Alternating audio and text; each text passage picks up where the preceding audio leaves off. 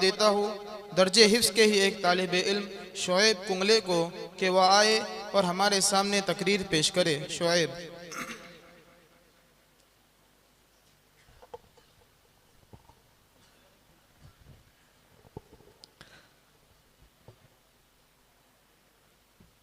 अस्सलामु अलैकुम व रहमतुल्लाहि व बरकातुहू। अल्हम्दुलिल्लाहि वहदह वस्सलातु वस्सलामु अला सय्यिदिल मुरसलीन मुहम्मदिन व अला आलिहि व सहबिहि अजमईन। अम्मा बाद। क़ाल नबी सल्लल्लाहु अलैहि वसल्लम फ़ज़्लु आइशा अला साइरिन निसा कफ़ज़्लि सरीदिन अला अत्ताम।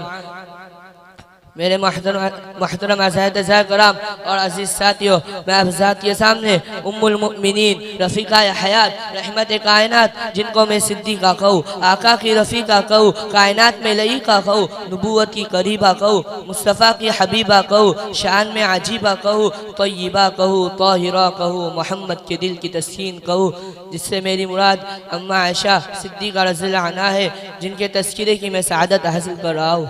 मेरे दोस्तों, जो हदीस मैंने आप आज़ाद के सामने पेश की, इसमें आप सल्लल्लाहु अलैहि वसल्लम ने अम्मा आयशा की फजीलत को बयान किया। पैगंबर के बयान करदा इस फजीलत के बाद सारी कायनात मिलकर भी अम्मा आयशा की फजीलत को नहीं बयान कर सकती। जिनकी शान पैगंबर बयान करे, ताजदारे रिसालत बयान करे, उनकी शान का कोई मुकाबला नहीं कर सकता।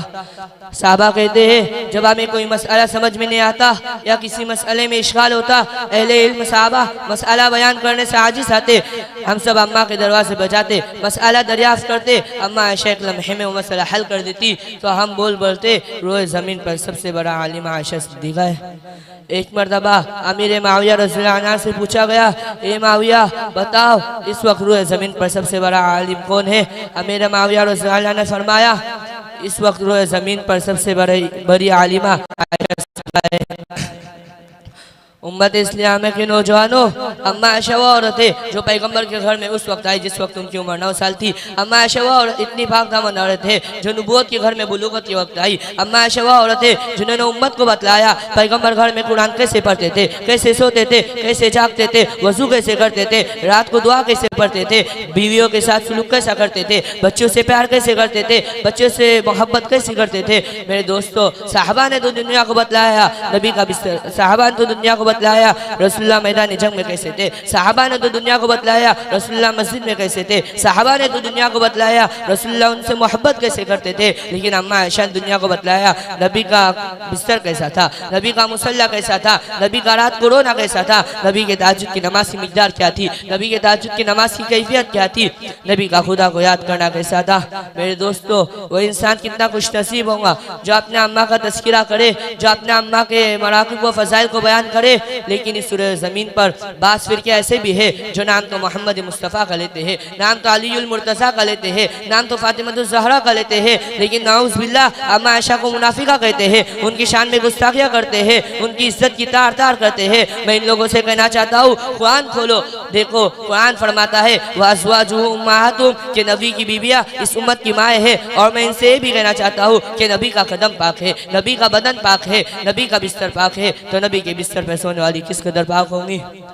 तो एक खातून जन्नत की माँ आयशा, कोई दुनिया में तुझसा कहा आयशा, जितना आका और सिद्दीक में प्यार है उसी प्यारे की दास्तां आयशा। रब ने खुद कुरान में बताया हमें, हम सभी मोमिनों की माँ आयशा, तेरे हुजरे की अजमत का क्या जिक्र हो, खुद गवाह है मकीनो मका आयशा।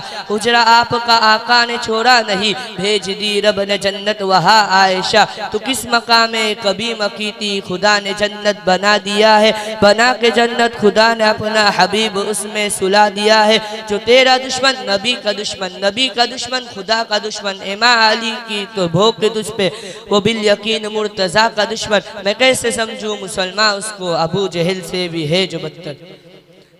मिल्लत इस्लाम के जियालो, अम्मा आयशा रसूल सल्लल्लाहु अलैहि वसल्लम की इज्जत है, अम्मा आयशा रसूल सल्लल्लाहु अलैहि वसल्लम का लिबास है, अम्मा आयशा रसूल सल्लल्लाहु अलैहि वसल्लम की तहारत है, अम्मा आयशा हबीबुल्लाह के हबीबा है, अम्मा आयशा वो औरत है जिनके बिस्तर पर कुरान उतरा, अम्मा आयशा वो औरत है जो जिनसे प्यारे आका तहज्जुद की नमाज की बात फरमाते, कल्लिमनी कल्लिमनी या आयशा, या आयशा मुझसे बात तो करो, या आयशा मुझसे बात तो करो। अम्मा आयशा वो औरत है जिस जगह से मुँह लगाकर पानी पीती उसी जगह से प्यारे आका मुँह लगाकर पानी पीते। अम्मा आयशा वो औरत है जिनके मुतालिक इब्ने मसूद ने एक तारीफ तारीखी जुमला का निस्फ़ु इल्मि हादिहिल उम्मा इंद आयशा, इस उम्मत का आधा इल्म आयशा के पास है। अब आयशा वो औरत है जिनकी पाक दामन की गवाही के लिए अल्लाह ने कुरान में एक मुकम्मल को नाजिल किया।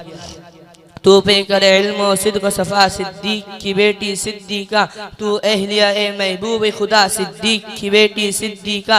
ये मेरा कलम ये मेरी ज़ुबां क्या शान करेंगी तेरी बया, हम कुरान है तेरे मदह सबा सिद्दीक़ की बेटी सिद्दीक़ा। हम क्यों न करे तेरी इज़्ज़त औलाद है तेरी ये उम्मत सब जानते हैं माँ का रुतबा सिद्दीक़ की बेटी सिद्दीक़ा। क्या कहने तेरी रिफ़अत के, क्या कहने तेरी अज़मत के, माशा अल्लाह माशा अल्लाह सिद्दीक़ की बेटी सिद्दीक़ा। ये बात तो आईन हकीकत है कदमों में तुम्हारे जन्नत है, जो तुमसे हटा दोज़ख में गिरा सिद्दीक़ की बेटी सिद्दीक़ा। बाप तेरा सिद्दीक़ अकबर अल्लाह का नबी तेरा शोहर, इनाम हुए तुझ पर क्या क्या सिद्दीक़ की बेटी सिद्दीक़ा। तारीफ़ तेरी तौसीफ़ तेरी गीलानी से कब हो सकती है, हक तेरा नहीं हो सकता अदा सिद्दीक़ की बेटी सिद्दीक़ा। आखिर में अल्लाह ताला से दुआ है कि अल्लाह ताला आप सभी को अज़वाज मुताहरात और अम्मा आयशा की इज़्ज़त व तकरीम की तौफ़ीक़ अता फ़रमाए। व मा अलैना इल्लल बलाग।